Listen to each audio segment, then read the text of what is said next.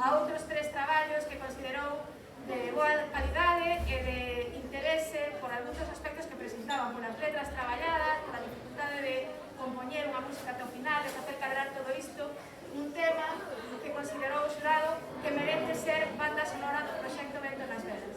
Así que, en primeiro lugar, dame o primeiro accesi María Fiel, Alejandra Tilbe e Lucía Dios, de primeiro de bacharelato. Entrega de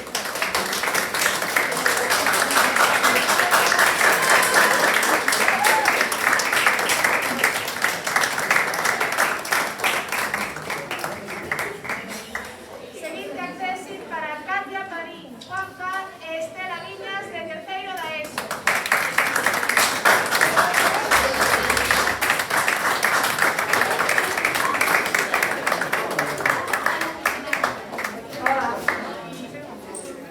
Seguinte accesi para Alex Lois Iglesias, de primeiro de bacharelato.